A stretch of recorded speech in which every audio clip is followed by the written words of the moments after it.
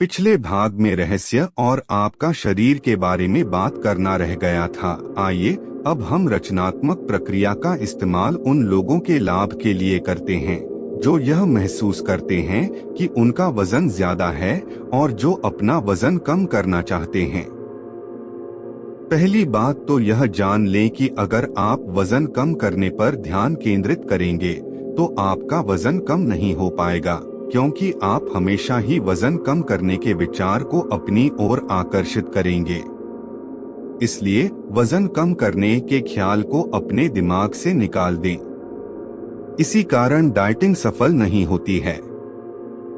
चूंकि आप वजन कम करने पर ध्यान केंद्रित करते हैं, इसलिए आप लगातार वजन कम करने की ओर आकर्षित होते हैं। दूसरी बात यह जानना है कि ज्यादा वजन की स्थिति इसके बारे में विचार करने के कारण उत्पन्न हुई है।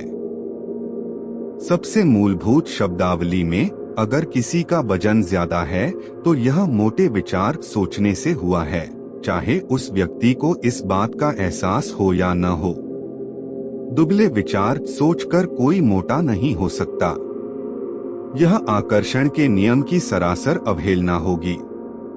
भले ही लोगों को यह बताया गया हो कि उनकी थायराइड ग्रंथि धीमी गति से काम करती है, उनका चयापचय मेटाबॉलिज्म धीमा है या उनका मोटापा आनुवंशिक है, लेकिन ये सभी चीजें मोटे विचार सोचने के बहाने हैं। अगर आप इनमें से किसी भी स्थिति को खुद पर लागू करते हैं और इस पर यकीन करते हैं तो यह आपका अनुभव बन जाएगा और आप ज्यादा वजन को अपनी ओर आकर्षित करते रहेंगे। 2 बेटियां होने के बाद मेरा वजन बढ़ गया। मैं जानती हूं कि ऐसा उन संदेशों को सुनने और पढ़ने के कारण हुआ था जिनके अनुसार एक बच्चा पैदा होने के बाद वजन कम रखना मुश्किल होता है और दूसरे बच्चे के बाद तो और भी ज्यादा मुश्किल होता है। मैंने मोटे विचारों का आह्वान किया और यह मेरा अनुभव बन गया। मैं सचमुच मुटिया गई और मैंने अपने मोटापे की तरफ जितना ज्यादा ध्यान दिया, उतने ही ज्यादा मोटापे को अपनी ओर आकर्षित करने लगी। नाटी होने के बावजूद मेरा वजन 143 पाउंड हो गया, सिर्फ इसलिए क्योंकि मेरे मन में मोटे विचार थे। आम लोगों की तरह ही मैं भी सोचती थी कि मेरा वजन भोजन के कारण बढ़ा है। इस धारणा से आपको कोई लाभ नहीं होता है और अब मैं इसे कोरी बकवास मानती हूँ। भोजन के कारण वजन नहीं बढ़ता है। अगर भोजन आपका वजन बढ़ाता है तो ऐसा आपके इस विचार के कारण होता है कि भोजन से वजन बढ़ता है। याद रखें, विचार ही हर चीज का मूल कारण है और बाकी चीजें उन विचारों का परिणाम हैं। आदर्श विचार सोचेंगे तो वजन भी आदर्श होगा। सभी सीमित करने वाले विचारों को दिमाग से निकाल दें। भोजन आपका वजन तब तक नहीं बढ़ा सकता जब तक आप यह न सोच लें कि यह ऐसा कर सकता है। आदर्श वजन की परिभाषा वह वजन है जो आपको अच्छा महसूस हो। किसी दूसरे की राय महत्वपूर्ण नहीं है। महत्वपूर्ण तो वह आदर्श वजन है जिसमें आप अच्छा महसूस करते हैं। इस बात की बहुत संभावना है कि आप किसी ऐसे दुबले व्यक्ति को जानते होंगे जो घोड़े की तरह दूस कर खाने के बाद गर्व से घोषणा करता होगा, मैं जितना चाहे खा सकता हूँ, लेकिन मेरा वजन हमेशा आदर्श रहता है। और ब्रह्मांड का जिन्न कहता है, आपकी इच्छा ही मेरा आदेश है। रचनात्मक प्रक्रिया का प्रयोग करके अपने आदर्श वजन और शरीर को आकर्षित करने के लिए इन कदमों का अनुसरण करें। कदम 1, मांगें। उस वजन के बारे में स्पष्टता से सोचें जो आप पाना चाहते हैं। अपने दिमाग में स्पष्ट तस्वीर रखें कि आदर्श वजन होने के बाद आप कैसे दिखेंगे।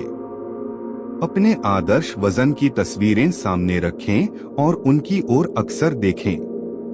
अगर आपके पास अपनी खुद की तस्वीरें न हो तो मनचाहे शरीर की दूसरों की तस्वीरें अक्सर देखें। कदम 2, यकीन करें। आपको यकीन करना होगा कि आपको मिलेगा। आपको विश्वास करना होगा कि आपका वजन आदर्श हो चुका है।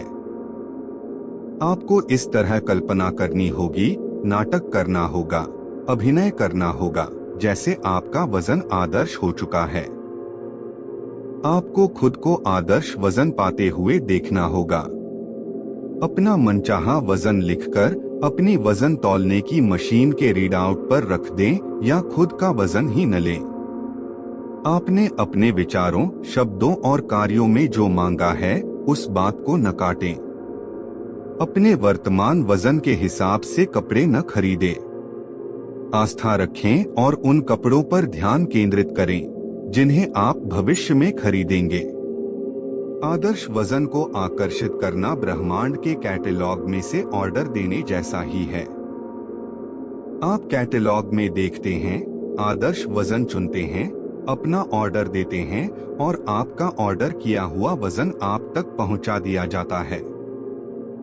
अपने आदर्श वजन वाले लोगों की तलाश करें, उनकी प्रशंसा करें और मन ही मन उनकी तारीफ करने का निश्चय करें। जब आप उनकी प्रशंसा करते हैं और उस भावना को महसूस करते हैं तो आप उस आदर्श वजन का आह्वान कर रहे हैं। अगर ज्यादा वजन वाले लोग नजर आए तो उन पर ध्यान न दें, बल्कि तत्काल अपना ध्यान मोड़कर अपने आदर्श शरीर वाली तस्वीर पर ले जाएं और उसे महसूस करें। कदम 3 पाए। आपको अच्छा महसूस करना चाहिए। आपको अपने बारे में अच्छा महसूस करना चाहिए। यह महत्वपूर्ण है क्योंकि अगर आप इस वक्त अपने शरीर के बारे में बुरा महसूस करते हैं तो फिर आप आदर्श वजन को आकर्षित नहीं कर सकते।